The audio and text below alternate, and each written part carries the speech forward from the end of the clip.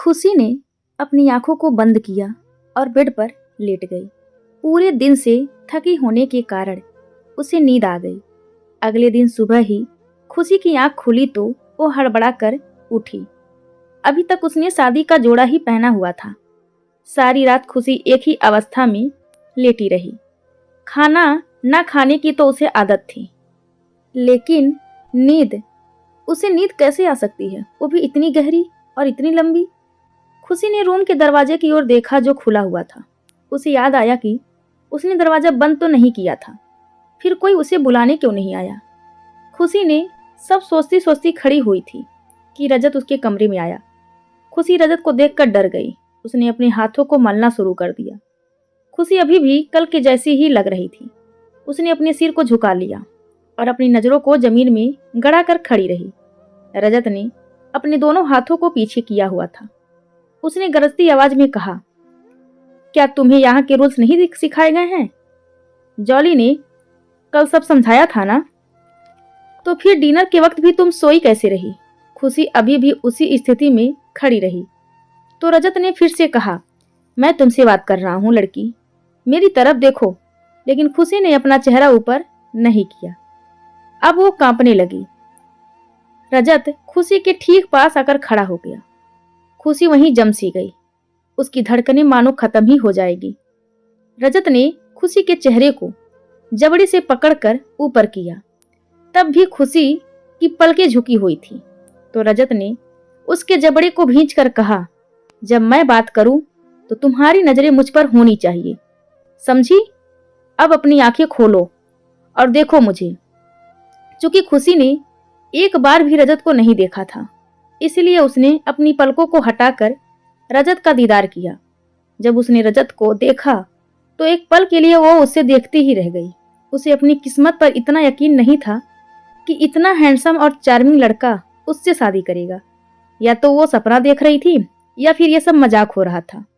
खुशी रजत को पलक झपकाए बिना ही देखती रही। वहीं जब रजत ने खुशी की आंखों देखा तो वो हैरान रह गया। इतनी खूबसूरत आंखें उसने आज तक नहीं देखी थी। इतनी मासूमियत भरी आंखें रजत के दिल को लुभा रही थी। साथ ही उन खूबसूरत सी आंखों में पसरा वो खालीपन और अकेलापन भी रजत से छुपा नहीं। रजत खुशी की आंखों में खो गया। तभी उसे कुछ याद आया और उसने गुस्से से खुशी के जबड़े को भींचकर खुद से दूर धकेल दिया। खुशी हैरान सी रजत को देखने लगी। तो रजत ने फिर से अपने दोनों हाथों को पीछे की ओर किया और खुशी को घूरते हुए बोला, 15 मिनट हैं तुम्हारे पास, अपना हुलिया ठीक करो और नाश्ते की टेबल पर आओ। खुशी ने कोई हरकत नहीं की तो रजत चला गया। रजत के जाने के ठीक बाद जॉली कमरे में आया और हैरान परेशान सा बोला, आपको बताया था ना मैंने कि समय पर खाने के लिए आ जाया करें। मैं आया था आपको बुलाने, लेकिन आप सो रही थी, इसीलिए मजबूरन मुझे सर को बताना पड़ा। खुशी कुछ नहीं बोली तो जॉली आगे बोला, आप जल्दी से कपड़े बदलिए, आपके 5 मिनट तो वेस्ट भी हो गए हैं। सर नीचे आपका इंतजार कर रहे हैं। खुशी हड़बड़ी में बाथरूम देखने लगी तो जॉली ने बाथरूम की ओर इशारा करके कहा, वो वहां, और कपड़े यहाँ बाहर अलमारी में हैं। प्लीज लेट नहीं होना। खुशी जल्दी जल्दी अपने कपड़े निकालने लगी।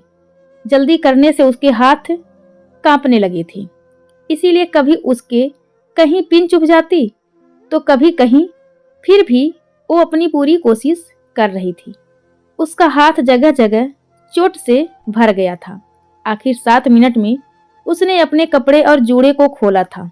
अब वो जल्दी से नहाकर बाहर आई और अलमारी में कपड़े ढूंढने लगी। अलमारी में एक से बढ़कर एक कपड़े थे जो वेस्टर्न स्टाइल में थे। खुशी एक साधारण सी लड़की थी। उसे वेस्टर्न कपड़े ना तो पसंद थे, ना ही उसे पहनने आते थे। इसीलिए उसने अपने बैग से एक कुर्ता निकाला और साथ में जींस पहन ली। उसने अपने गीले बालों को ऐसे ही छोड़ ऊपर से दुपट्टा डाल लिया। रजत के दिए वक्त से 5 मिनट लेट हो चुकी थी। अब खुशी के हाथ पैर फिर से कांपने लगे थे, लेकिन क्या करती, बाहर तो उसे जाना ही था। इसीलिए उसने अपने साधारण से स्लीपर पहने और बाहर चली आ गई। रजत अब भी खुशी के इंतजार में बैठा था। वो लगातार घड़ी को देखकर जॉली की ओर घूरता। तभी खुशी उसे आती हुई दिखाई दी। साधारण से कपड़ों में और बिना मेकअप के, सिर पर दुपट्टा लिए वो दिल हसीन लग रही थी। खुशी की पलकें अभी भी झुकी हुई थी। रजत एकटक उसे देखता रहा। जब वो डाइनिंग टेबल के ठीक पास आ गई तो रजत उठा और खुशी की ठुड्डी को पकड़कर उसका चेहरा ऊपर किया। खुशी रजत को देखने लगी और मन ही मन बोली, अब ये मुझे क्या सजा देने वाला है। तभी रजत ने जॉली को इशारे से अपने पास बुलाया और उसके गाल पर एक जोरदार तमाचा लगाकर बोला, तुझसे कहा था ना कि अलमारी में रखे कपड़े ही पहनने हैं। जॉली ने अपने गाल पर हाथ रखकर कहा, जी सर। रजत ने फिर से जॉली के दूसरे गाल पर थप्पड़ रखकर कहा, तुझे 15 मिनट का वक्त दिया था ना, इतना लेट कैसे। जॉली ने अपने दूसरे गाल पर हाथ रखकर कहा, सॉरी सर, आगे से ऐसा नहीं होगा, माफी चाहता हूं। खुशी ने जब रजत और जॉली को देखा तो वो अंदर ही अंदर कांप गई।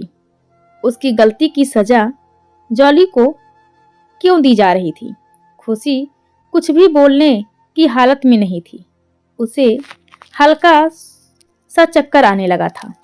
तभी रजत फिर से गरजते हुए बोला, अभी के अभी वापस जाओ और तुम्हारे लाए हुए बैग्स को बाहर फेंक कर अलमारी में जो कपड़े रखे हैं वो पहन कर आओ। इस बार रजत खुशी को देखकर बोला। खुशी उल्टे पांव अपने कमरे में आ गई।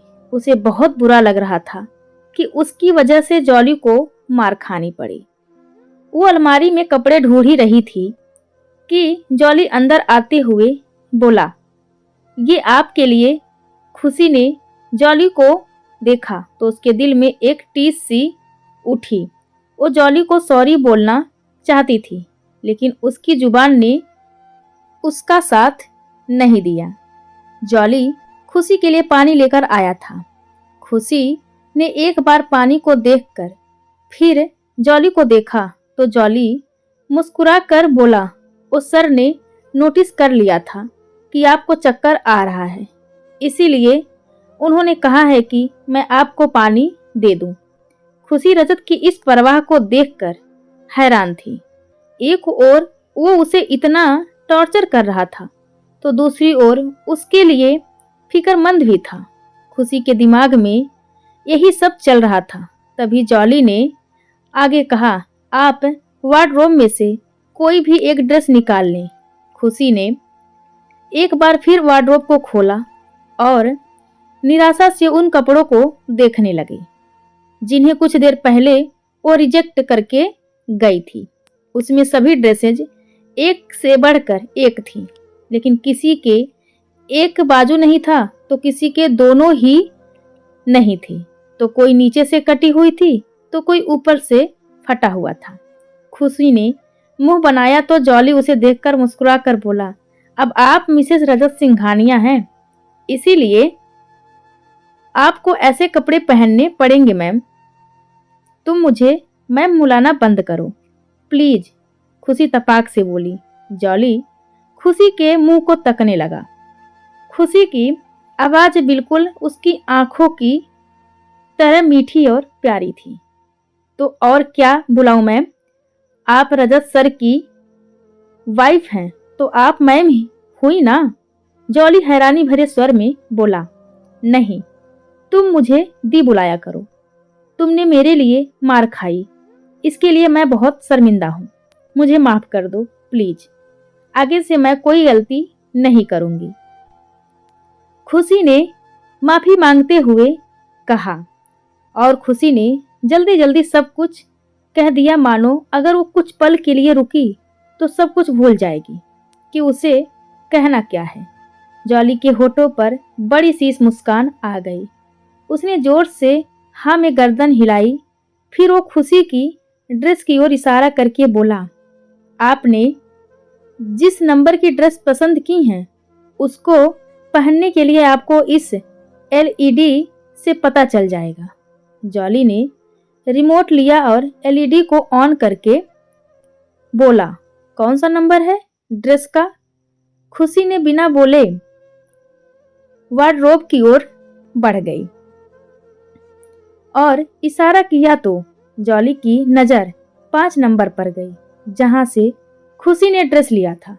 जॉली ने एक चैनल चलाया और वहां से चला गया। कुछ देर में खुशी ड्रेस पहनकर बाहर आई। इस बार उसने हल्का सा मेकअप भी किया हुआ था, जो शायद उसने एलईडी से ही सीखा था। उसने अपने बालों को भी करीने से सजा लिया था। अब वो ठीक से तैयार हो चुकी थी, इसीलिए वो बाहर आ गई। दरवाजे पर ही उसे रजत मिल गया। रजत ने खुशी को देखकर उसकी तारीफ में मुंह बनाया और उसके करीब आ गया, तो खुशी उससे 2 कदम पीछे होकर दीवार से लग गई। रजत ने दीवार पर हाथ रख दिया और खुशी के कान के पास आकर धीरे से बोला, अब लग रही हो ना मिसेस खुशी रजत सिंघानिया। खुशी ने रजत से नजरें नहीं मिलाई, क्योंकि उसे उस ड्रेस में अनकंफर्टेबल फील हो रहा था, लेकिन वो नहीं चाहती थी कि एक बार फिर जॉली उसकी वजह से मार खाए। इसीलिए उसने इसे पहन लिया था। जब खुशी ने रजत को नहीं देखा तो रजत ने खुशी की बाजू को कसकर पकड़ते हुए कहा, तुम्हें भूलने की बीमारी है क्या? मैंने कहा ना, जब मैं बात करूं तो तुम्हारी नजरें मुझ पर होनी चाहिए, और ये जो तुम भोली बनने का नाटक कर रही हो ना, ये किसी और के सामने करना।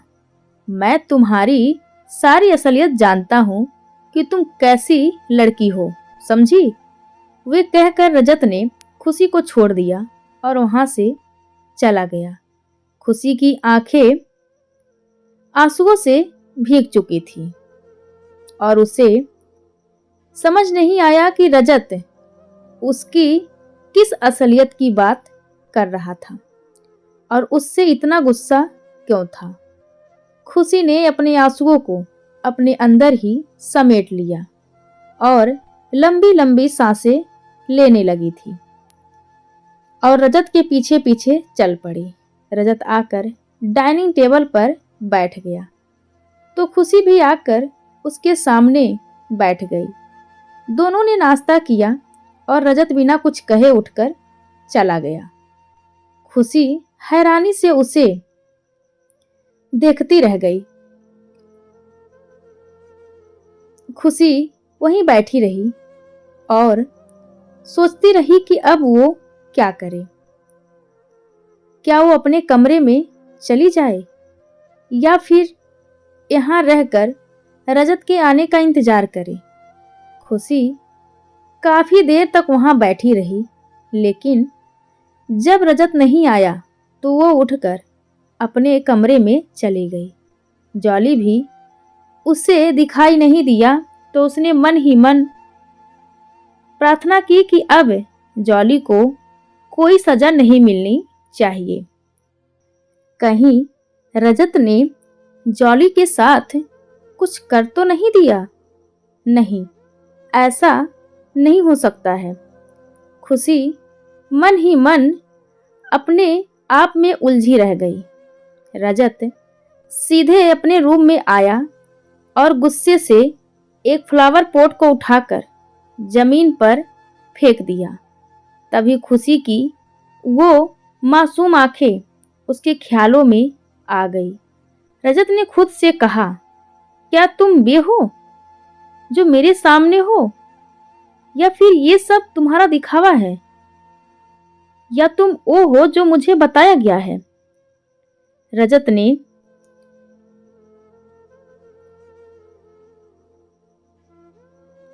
लंबी सांस ली और ऑफिस के लिए निकल गया। खुशी अभी भी अपने में ही उलझी हुई थी। तभी जॉली आया और शौक होते हुए बोला, दी, आपने अभी तक कपड़े चेंज नहीं किए? क्या आप कंफर्टेबल हैं? इन कपड़ों में जॉली को देखकर खुशी की जान में जान आई। उसने धीरे से कहा, कहाँ चले गए थे तुम? मुझे लगा फिर से तुम्हें पनिश किया जा रहा है। सॉरी दी, बट ऐसा नहीं है। और मुझे क्यों पनिश किया जाएगा? वो सर ऑफिस गए हैं ना, तो उनका सामान रखने गया था गाड़ी में। खुशी चौंक कर बोली, क्या वो चले गए? लेकिन क्यों? जॉली हैरानी से, क्यों, नहीं जाना चाहिए था क्या? खुशी, नहीं, मेरा मतलब मुझे ऐसे तैयार करने का क्या मतलब था? उनका इतनी सी देर में क्या हो जाता जो उन्हें ये आधे अधूरे कपड़े पहना दिए हैं? जॉली, हमारे सर ऐसे ही हैं। वो अपनी वाइफ को भी सोशल मीडिया पर दिखाना चाहते होंगे, इसीलिए आपको इतने अच्छे से तैयार किया गया है। आपके पास फ़ोन होगा ना, आप भी देख लेना। खुशी उदास होकर बोली, मेरे पास कोई फ़ोन वोन नहीं है, तुम जाओ यहाँ से, मुझे कपड़े चेंज करने हैं। जॉली कुछ कहता उससे पहले ही खुशी ने मुंह फेर लिया, तो वो चला गया। तो दोस्तों, हमारी आज की कहानी आप सभी को कैसी लगी, कृपया कमेंट करके ज़रूर बताएं और चैनल को लाइक, शेयर और सब्सक्राइब करना बिल्कुल ना भूलें। तो मिलते हैं फिर नेक्स्ट भाग में। धन्यवाद आप सबका।